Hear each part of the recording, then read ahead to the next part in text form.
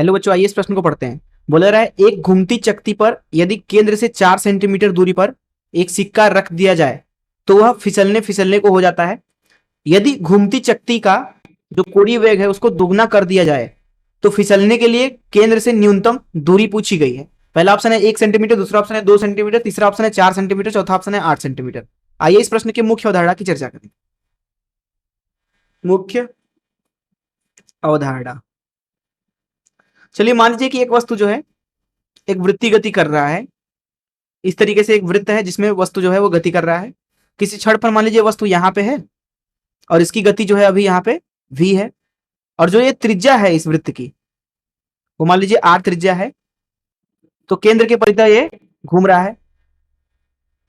तो केंद्र की तरफ दरअसल इस वस्तु का कुछ त्वरण होता है। ऐसा इसलिए है क्योंकि अगर वस्तु को इस वृत्त में घुमाना है तो उसको केंद्र की तरफ बल लगाना होगा उसके ऊपर। आप मान लीजिए F बल लगा रहे हो वस्तु के ऊपर, तो ये जो F बल आप लगा रहे हो ये होना चाहिए mv का वर्ग भागे r के, जहां m है वस्तु का द्रव्यमान। अगर आप वस्तु के ऊपर लगातार केंद्र की तरफ mv का वर्ग भागे r इतने के बराबर बल लगाते हो तो वस्तु वृत्त में घूमता रहेगा घूमता रहेगा घूमता रहेगा। अर्थात इस बल की दिशा भी आपको लगातार बदलनी पड़ेगी। वस्तु अगर इधर हुआ तब बल इस तरीके से हो जाएगा, वस्तु अगर इधर हुआ तो बल इस तरीके से हो जाएगा, लेकिन वो बल का परिमाण mv का वर्ग भागे r ही होगा। तो इस मुख्य उदाहरण से चलिए प्रश्न को हल करते हैं। देखिए बोला गया है प्रश्न में कि एक चकती है, तो एक चकती बना लिया इस तरीके से। इसको हम इधर से जब देखेंगे इस तरीके से तो कैसा दिखेगा, इस तरीके से। ठीक है, ये इसका केंद्र मान लीजिए, ये इसका केंद्र है। अब हम क्या करते हैं कि इसके ऊपर एक, जैसा कि प्रश्न में बोला जा रहा है, सिक्का रख देते हैं। यहां पे एक सिक्का इस तरीके से रख दिया और ये मान लीजिए इस तरीके से चकती घूम रहा है।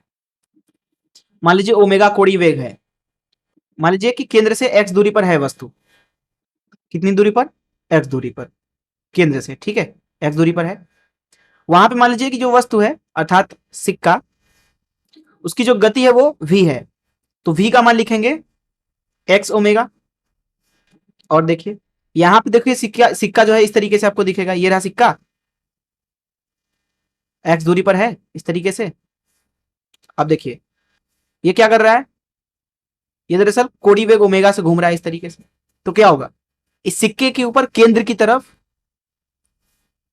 इस तरीके से घर्षण बल लगेगा, इस तरीके से इधर भी। क्यों घर्षण बल क्यों लगेगा? क्योंकि उसके अलावा यहां पे कोई बल है ही नहीं जो उसको केंद्र की तरफ बल दे सके। अविलंब बल ऊपर की तरफ लगेगा इसके ऊपर, जो कि इसके गुरुत्वाकर्षण बल को संतुलित करेगा।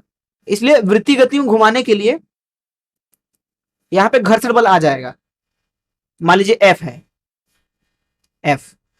अब देखिए प्रश्न में बोला जा रहा है कि एक सिक्का 4 सेंटीमीटर दूर पे रखा हुआ है। तो यहां पे स्थिति 1 बोल देते हैं इसको। स्थिति 1 क्या है? स्थिति यह है कि जो x है वो 4 सेंटीमीटर है, 4 सेंटीमीटर।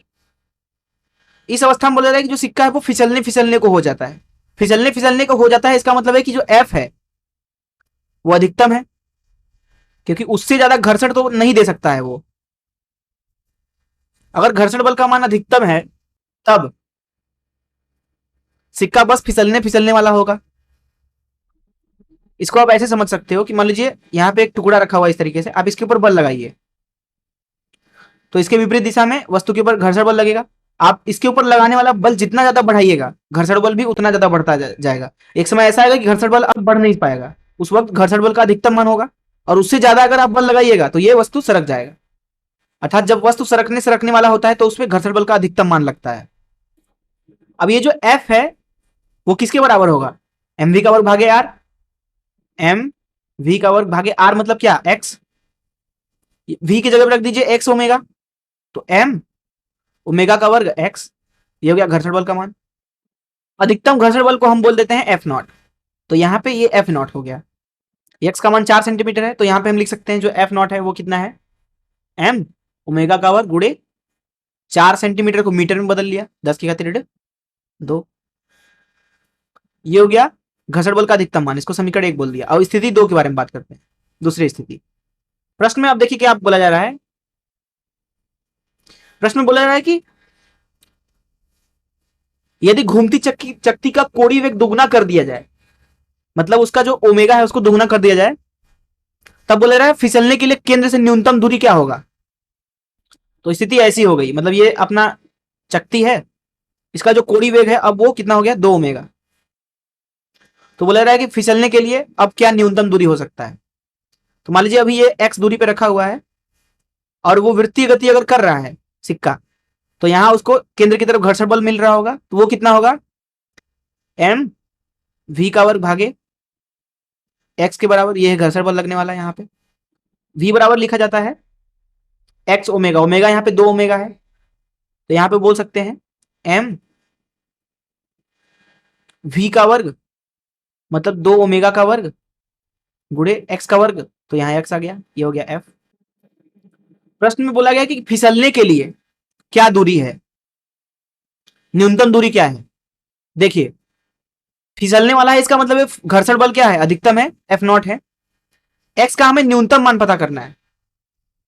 दरअसल जो यहाँ पे x है यही है न्यूनतम मान, क्योंकि अगर आप जितना ज्यादा दूर जाते हो केंद्र से, उसको केंद्र की तरफ जितना बल चाहिए वो उतना ही ज्यादा होता जाएगा।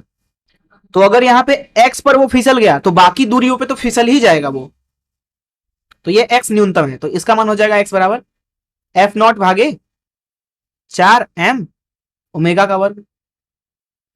कितना हो जाएगा ये, F0 का मान रख दीजिए समीकरण 1 से, m ओमेगा का वर्ग गुणे 4 गुणे 10 के 2 भागे 4m ओमेगा का वर्ग। तो यहां से आप देख सकते हो कि जो x है वो आएगा x बराबर m ओमेगा का वर्ग कट जाएगा ऊपर नीचे से, आपको मिलेगा 10 के 2 मीटर, या फिर इसको बोल सकते हो आप 1 सेंटीमीटर। यही हो जाएगा इस प्रश्न का उत्तर। मैं आशा करता हूं कि आपको इस प्रश्न का हल जरूर समझ में आया होगा। धन्यवाद। तो यहाँ पे जो ऑप्शन ए है वो सही होगा।